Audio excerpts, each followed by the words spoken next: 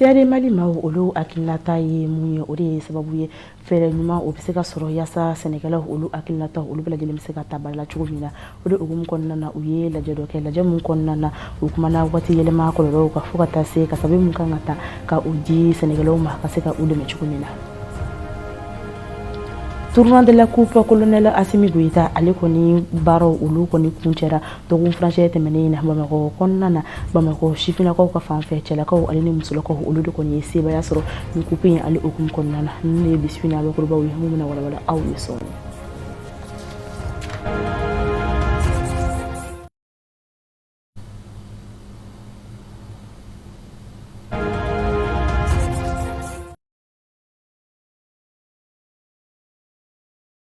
Ni tan ne ka ɲɛsi aw bɛɛ lajɛlen kelen nama yani an ka don an ka bakurubaw kɔnɔna na ni ye kibaruya ye mun ni an bɛna u kɔnɔkumaw fɔ an ɲɛna ka kɛ ni CICB la mun bɛ tali kɛ sigikafɔ la an ka jamana kɔnɔna na o dayɛlɛ la an ka jamana ɲɛmaa y'a jira k'a fɔ nin baara ye baara minnu ni olu ka ɲi kosɛbɛ kosɛbɛ ko wa olu bɛɛ lajɛlen kɔnɔna na maliyɛn den kɔni bɛɛ lajɛlen wulilen don bawo a baara kɔni nafa ka bon kosɛbɛ bɛnna siri bɛ bɛna walawalali di an ye a ko ɲɛw la.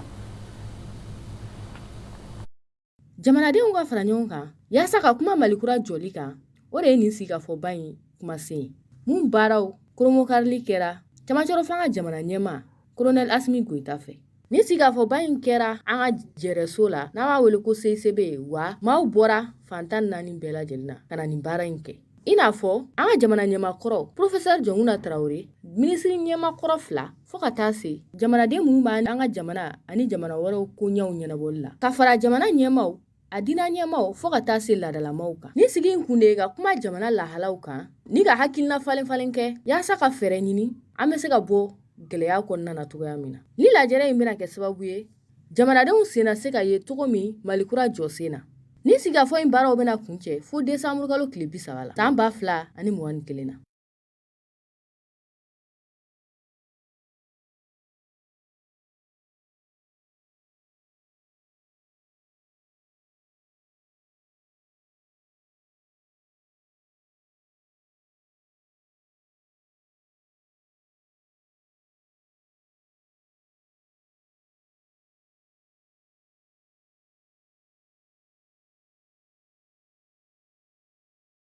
Moribabugu k'i mɛri jara san 2021 o kɔnɔna na a yira k'a fɔ ale ye baara caman kɛ a ka sigida kɔnɔna na ni o dɔw bɛ tali kɛ kalanko fo ka taa se ji sanuman o sɔrɔliw ma a ye nin fo ka taa se kɛnɛyaso olu kɔni bɛɛ lajɛlen bɛ a la Yusuf Kulibali ale ye wulikajɔ kɛ ka taa reportage kɛ a kan an ka jɛ k'o lajɛ ɲɔgɔn fɛ.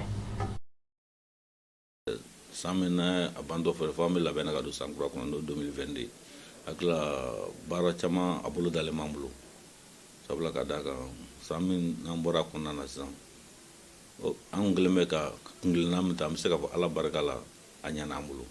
n'o ye kɛnɛyaso ta fan ye n'o ye kalanso ko ta fan ye n'o ye jiko ta fan ye vraiment o kɛra fɛn a kɛra nimisiwasaba ye population bolo sabula ka d'a kan u jigi dalen b'a kan ko minnu kan fɛn min don an sera k'o kɛ surtout san laban fɛnɛ hakilila an bɔra jamana ye laɲini kɛ n'o ye assise ye donc assise kɔnɔna na an bɛ se ka fɔ an ka commune kɔnɔna na vraiment a kɛra bonya ni karama ye sabula ka d'a kan bɛɛ de y'a faamu population couche bɛɛ y'a faamu bɛɛ nana bɛɛ participer la bɛɛ y'i hakilila fɔ bɛɛ y'i kungilenna fɔ jamana kan ka taa bolo min na vraiment an bɛ se k'a fɔ vraiment an b'o foli an b'o lasigi population ma ka foli lase an ka transition ɲɛmɔgɔ minnu ye nin hakilina in ta pour que vraiment hali bi basigi bɛ se ka na jamana in kɔnɔ sabula diɲɛ ko ko ni basigi tɛ yen taa ɲɛ to jamana kan donc ni basigi nana vraiment kungilennaw ye min hakilinaw ye min o bɛ se ka sabati donc an bɛ labɛn fana ka don san kura kɔnɔ n'o ye 2022 hakilila baaraw tɔ a caman bolo dalen bɛ min ye toujours sabula ka d'a kan Murabu ye commune an tɛmɛnen bɛ Bamakɔ la don o don adamaden bɛ na an ka population an bɛ se ka fɔ c'est une population don o don dɔ de bɛ fara a kan donc don o don dɔ fara a kan donc laɲiniw ye min a laɲiniw ka ca surtout o ye kalansoko ta kan sabula ka d'a kan diɲɛlatigɛ sinsinbere ye kalan de donc diɲɛlatigɛ soubassement o ye kalan de donc kalansoko civil kura an y'o dayɛlɛ n'o ye dabilenni a b'an kɔnɔ ka u bɛ location la pour que yen ka bɔ location na an ka kan yɛrɛ ta pour que ka se ka yɔrɔ dɔw fana jɔ yen ɲina o fana b'an kɔnɔ donc min ye kɛnɛya soko ta fan an b'a fɛ ka vraiment ko baara min n'a kun jumɛn b'an bolo ka kɛnɛyaso n'o ye an bɛ s'o ma ka kɛnɛyaso kɛ ekɔliso kɔnɔna na o fana b'an kɔnɔ pour que ka dɔgɔtɔrɔso jɔ ekɔliso kɔnɔna na pour que dɔgɔtɔrɔ dɔ ta pour que vraiment min bɛ se k'i occuper école ani maître ka kɛnɛ pour que u kana se ka bɔ ka taa se yɔrɔ min na ni min fariganna u ka se ka lajɛ yɔrɔ sɔrɔ a yɛrɛ kɔrɔ la pour que vraiment bɛ se ka fura sɔrɔ degun na cogo min na o laɲiniba olu de b'an bolo ɲina.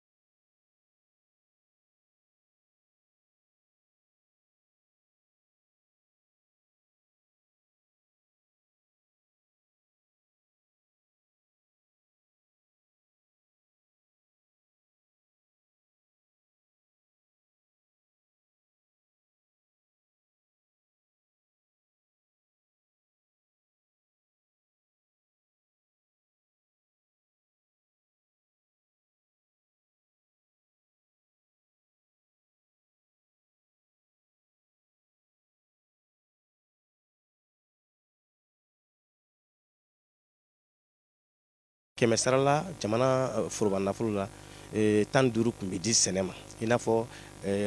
walasa fɛɛrɛ bɛ se ka sɔrɔ sɛnɛ ale musaka kow la cogoya min na CAD ale n'a dɛmɛbagajɛkulu u ye siga kuma dɔ boloda fɛn min ye maa o maa n'olu sen bɛ don sɛnɛ baaraw la walasa u bɛ se ka hakili jagabɔ kɛ fɛɛrɛ minnu bɛ se ka sigi sen kan ani hakilina minnu b'u la sɛnɛ yɛrɛ ale kun kan jamana bɛ musaka min bɔ n'o k'a don sɛnɛko da fɛ a bɛ se ka sɛnɛkɛlaw nafa cogoya min na. An ka sɔgɔmada in na lajɛ bɛ tali kɛ sɛnɛko musakakow kan an b'a dɔn k'a fɔ an ka sɛnɛ a jɔyɔrɔ ka bon kosɛbɛ Mali ka jɔyɔrɔ la Mali ka nafasɔrɔ siraw la i b'a sɔrɔ 100 sara la ale bɛ fɔ 45 de lase Mali ma donc baaraw taabolo fɛnɛ na 100 sara la i b'a sɔrɔ mɔgɔ 80 de bɛ yen min dahirimɛ sirilen don sɛnɛ na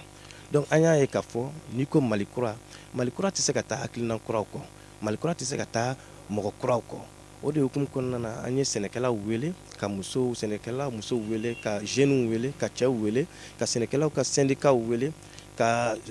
baɲumankɛw wele ka minisirisow wele u kana an ka hakili jagabɔ an bɛ se ka fɛɛrɛ jumɛn tigɛ pour que sɛnɛ in bɛ se ka don da la pour que sɛnɛ musakako bɛ se ka nɔgɔya an b'a dɔn jamana ye dɔ kɛ 100 sara la jamana foroba nafolo la 15 kun bɛ di sɛnɛ ma i n'a fɔ sɛnɛkɛlaw y'a laɲini cogo min i n'a fɔ Maputo y'a fɔ cogo min mais an b'a ye k'a fɔ o musakaw o bɛ bila balan dɔ de kɔnɔ n'a bɛ fɔ o ma Fonds d'appui à l'agriculture mais an b'a ye a musakaw nɔw tɛ bɔ la an bɛna hakili jagabɔ musaka ninnu nɔ bɛ se ka bɔ cogo di a dabɔlen don a ka di sɛnɛkɛlaw ma sɛnɛkɛlaw bɛ se k'a sɔrɔ cogo di u sigiyɔrɔ la lafiya la sɛnɛkɛlaw bɛ se ka miliyari 5 min bɛ d'u ma sɛnɛkɛlaw bɛ se ka o nafa bɔ cogo di donc an bɛ hakili jagabɔ kan an y'a ye fɛnɛ ko sɛnɛ musakako la jamana jɔyɔrɔ ka bon mais an ka communes bɛ yen n'a bɛ f'olu ma collectivité olu fɛnɛ kan k'u sen don sɛnɛ musakakow la olu fɛnɛ kan ka jɔyɔrɔ dɔ fa sɛnɛ musakakow la sɛnɛ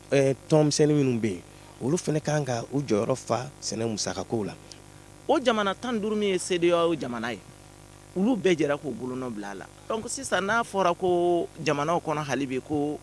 fɔlen t'a la ka waleya i y'a dɔn k'a fɔ a man nɔgɔ ne yɛrɛ kɔni taara kɛnɛ kɔnɔ ko Mali de ye premier jamana 15 in na sɛnɛ musaka bɔli la ko an ka jamana anw de kɛra fɔlɔ ye ko Gana kɛra filanan ye mais an kɛra fɔlɔ ye cogoya jumɛn ɲininkali gɛlɛn k'a sababu kɛ min ye nin an fɛ yɔrɔ la an kɛra fɔlɔ ye parce que gafew kɔnɔna na wari bɛ bɔ an tɔgɔw la fɛnw bɛ san tɔgɔw la tubabuw yɛrɛ ka kuma don ko min bɛ k'i tɔgɔ la n'a tɛ k'i ɲɛna a bɛ k'i kɔ kan koyi a bɛ k'i kɔ kan nafolo kɔni bɛ bɔ k'a don sɛnɛkɛminɛnw na sɛnɛkɛminɛn min bɛ taa san an tɛ ɲininka an bɛ an fɛ ko la an bɛ fɛn min fɛ o tɛ fɔ an tɛ ɲininka o la donc min ka d'u yɛrɛ ye u bɛ taa san n'o taara san ka na n'a ye gafew la diɲɛ kɔnɔ CEDEAO kɔnɔ a bɛ fɔ ko tiɲɛ na ko an kɛra premier an kɔni kɛra premier tɛgɛrɛ fɔra ne yɛrɛ nisɔndiyara ne ye ci bila ka na an ka jamana yɛrɛ nisɔndiyara mais baaraba b'a kɔnɔna na ni jamana ɲɛmɔgɔw ma wuli k'u jɔ an bɔra ko dɔ kalama sa koyi sɛnɛkɛla tɛ kununko sɛnɛkɛla bi nin na an fana ye fonctionnaires de ye k'a sababu kɛ min ye an fana ka retraite bɛ bɔ an ka foro de kɔnɔna na Ni baara ninnu bɛna kɛ sababu ye fɛn min ye ka sɛnɛkɛlaw ka hakilinabaabaw fara ɲɔgɔn kan walasa jamana ɲɛmaaw olu bɛ se ka baara kɛ n'u ye cogo min na don n'a nataw la. Na sɛnɛ ale bɛ se ka yiriwa wa fana sɛnɛkɛlaw u bɛ se k'u ka sɛnɛkɛfɛnw u nafa bɔ. Ni ko ye an ka kunnafonidila Mamadu Jalo ye ay an fama muna ka bɔ Bangla sɛnɛ ale hukumu kɔnɔna na ale bi an bɛ taa ni kunnafonidiw ye an bɛ taa an ka marabolo kɔnɔna kubariyaw la olu bɛna walawala Kanja Tarawele fɛ.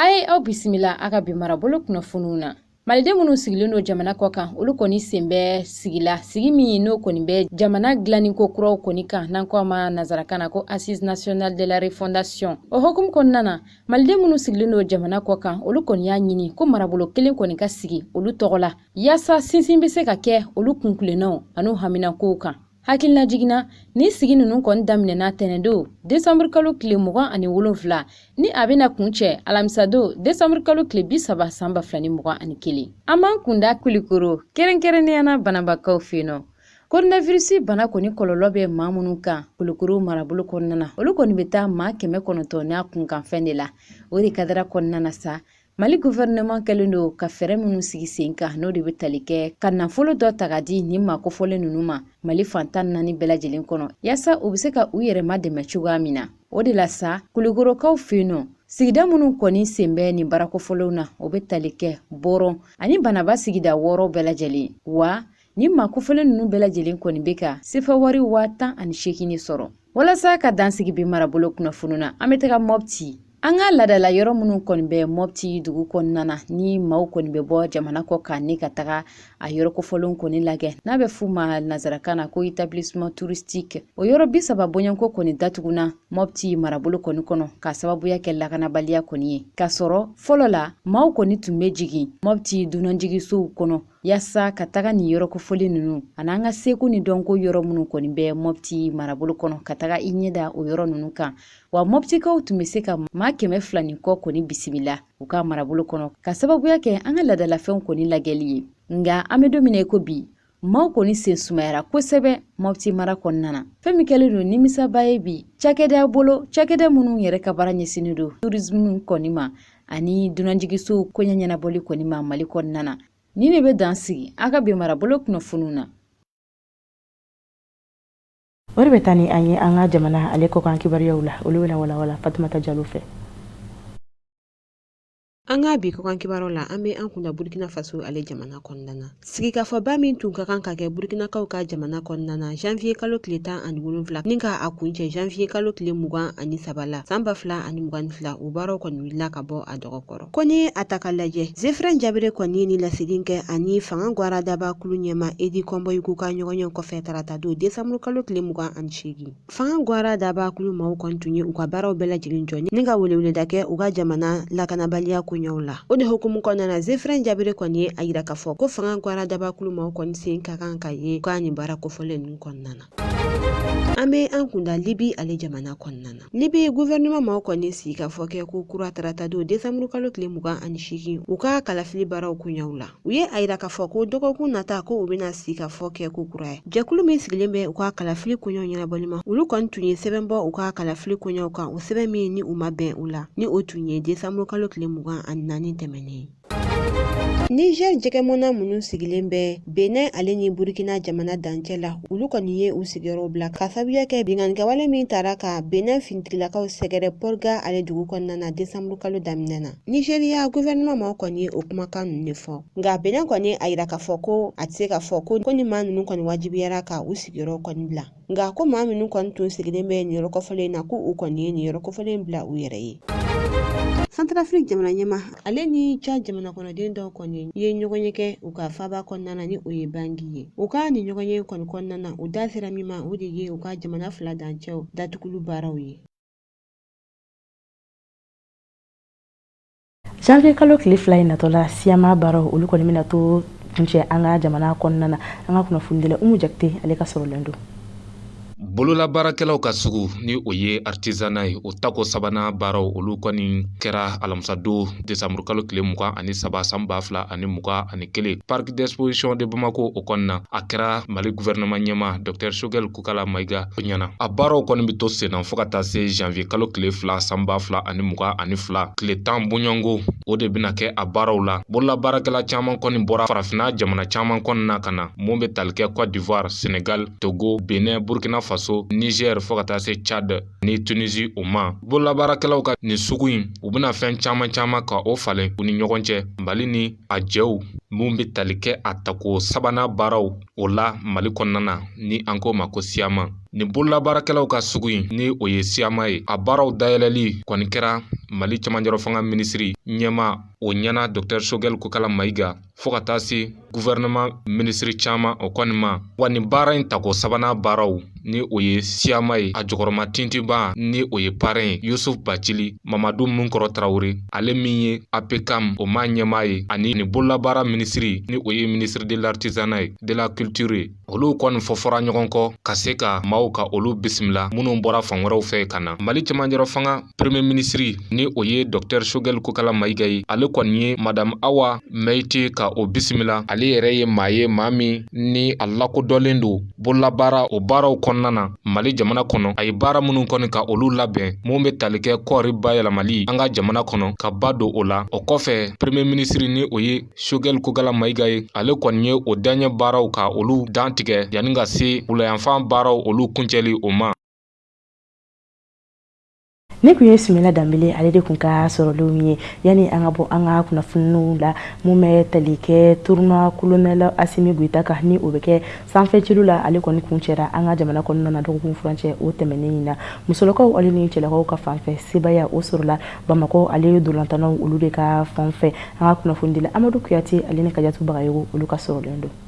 tournoi de basketball Assimi Goïta au final o dasira fɛn min sibiri do ye de sport Salamatu Maïga kɔnɔna la ɲɛmaaya kun bɛ man bolo ministre de la jeunesse et des sports n'o ye Musa Aktaye anw kuma kɛrɛfɛ comité national olympique sportif Mali ka match kana kɛnɛ kan Abdelkader Sango ani farikolo ɲɛnajɛ ɲɛmaa caman o yɛrɛ fɛnɛ nana nin kɛnɛ kan musolakaw ta fanfɛ district 4 ale don fini ko bilalama ale ni district 5 ɲɔgɔnna don fini ko bilenma a kɛra basket jijalen nin tɔn fila bɛɛ la ɲɔgɔn cɛ ka sababu kɛ olu bɛ bɔ Bamakɔ faba kɔnɔna la sɛgɛnnafiɲɛbɔ bɛ taa 42 ta se 40 ma sɛgɛnnafiɲɛbɔ tɛmɛnen kɔfɛ fɛn min district 5 mɔgɔ ye olu bɛna yakubali kɛ kosɛbɛ ka sababu kɛ olu bɛna min ɲɛta caman sɔrɔ o bɛna kɛ sababu ye u bɛ ɲɛmaya minɛ district 4 mɔgɔ la 97 ka taa se 77 ma cɛlakaw ta fanfɛ i b'a ye k'a fɔ Kayika olu don fini ko ye bilenma ye olu ni district 4 kun bɛ ɲɔgɔn na o don fini ko ye bilalama ye a kɛra district 4 ka ɲɛmaya kɔnɔna la ka sababu kɛ ni balontan daminɛ waati fo ka taa se sɛgɛnnafiɲɛbɔ waati ma olu bɛ ɲɛmaya la 43 ka taa se 19 ma sɛgɛnnafiɲɛbɔ tɛmɛnen kɔfɛ fɛn min district 4 équipe ma ye o kɔni ma ko in bila daga girida la ka sababu kɛ avantage min kun bolo o y'o minɛ u bɛna sebaya sɔrɔ Kayikaw kan 76 ka taa se 56 ma nous paie des compétitions Kata Nord là, Kata Centre, Kata Sud, de Kai jusqu'à Kidal, mais des compétitions. Donc au message, ça veut dire que on sait qu'on a sport à Kake, Mina même c'est quand demain, Kassé, mais Ani Lafia. Donc vraiment on sait qu'il faut qu'il réussite pas, on sait que le président de la transition a félicité, a remercié parce que Sona a tordi ni compétition. D'abord mon kama. La sera ka ko ye laɲiniw sabatira laɲini fɔlɔ kun ye Mali denmisɛnninw bɛ se ka kolonso ɲɔgɔn na cogo min ka ɲɔgɔn dɔn ka hakilina falenfalenw kɛ farikolo ɲɛnajɛ hukumu kɔnɔna la o sera ka kɛ même n'a sɔrɔla bɛɛ ma se ka sira sɔn mais a bɛ fɔ cogo min tubabukan na 90% o sera ka kɛ. Tɔgɔ ladonna k'a fɔ ko meilleure marqueuse o kɛra Fatumata Sanu ka bɔ district 5 na a ye kuru 95 ale y'o sɔrɔ k'o don o la fɛn min ye Abdurahmane Kanute ale kɛra meilleure marqueuse. Ni farikolo ɲɛnajɛ kibaruya olu bɛ dan sigi an ka bisu in na kunnafonidiw la ani ce an lajɛli la ale ni anw filɛliko ɲuman na ala ka diɲɛ waati wɛrɛ nɔgɔya aw ni ne bɛɛ lajɛlen ye.